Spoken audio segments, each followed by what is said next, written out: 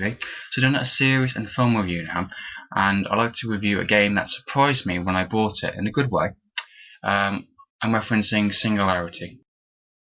This first-person shooter developed by Raven Software back in 2008 with an interesting time travel storyline and a range of superior powers that makes this game very fun for a gamer audience. The game begins around a mystery island that's giving off weird electrical surges. Once held by the Soviet Union, a team of American soldiers go in to investigate, only to find themselves crash landing on the main island. Things get even weirder after a number of flashes start to happen, finding the main character you are playing has travelled through time, therefore changing something in the past to create an alternative future. I'm going to be reviewing the game Singularity, giving my opinions about the game through the campaign, the multiplayer, the storyline, and anything else that I think that is important to mention in this game. So the storyline's got a very original idea on time travel, which is always good to see when playing through a game. Being that I'm a fan of time travel type storylines, I was quite interested to see what they did. You play as an American soldier that has accidentally went through time and changed something.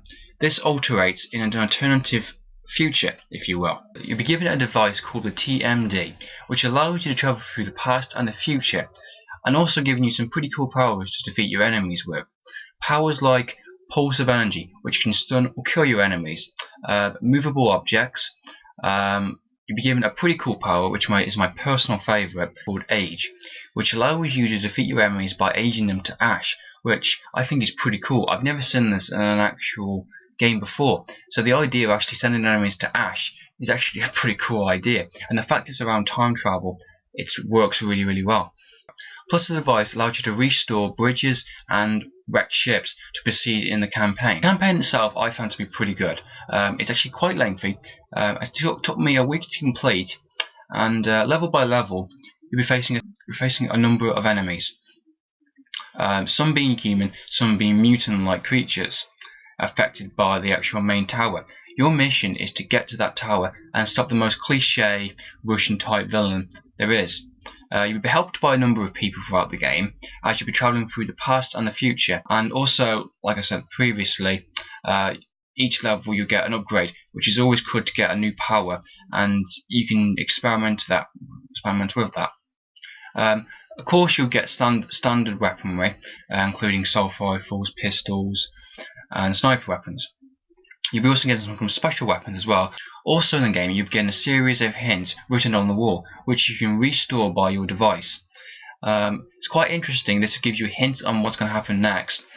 Plus, it's quite a mystery. It's also a good mystery element to it. You'll be facing a number of different enemies, these Russian soldiers and the futuristic Russian soldiers, each with their own type of weaponry. Also be facing mutants, which I'm guessing affected by the main tower itself. And one problem I did have with this game is the boss fights. There is no boss fights. Each level you face a number of enemies, and you try to proceed to the next level. There are big creatures in there, but it doesn't take much to defeat him, which is quite disappointing considering you have all these range of powers, which I would really like to use more. I found the game to be quite challenging throughout. There are some puzzle-based modes in it. It's not particularly hard, but it's a nice element to it. The actual gameplay itself, I think was really fun. Okay, so the multiplayer I was actually genuinely surprised about. I actually bought the game for the storyline, and when I came across the multiplayer, I thought I'd give it a go. Considering there's only 2 modes, it's actually really fun.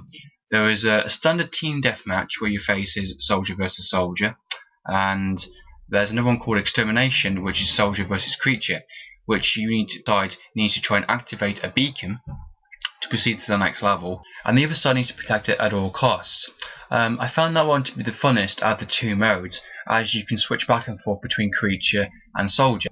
I was actually generally surprised by the actual multiplayer, so I would recommend playing that definitely.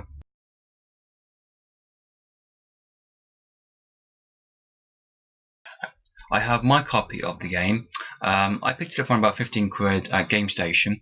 I'm sure you can get it much cheaper now. There's only one standard edition for it, which is there's no DLCs, there's no special edition of any kind. The artwork's actually quite nice. You get the device and the soldier there.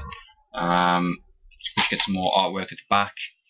It is an 18 because of the actual violence in it, but I would recommend purchasing it definitely.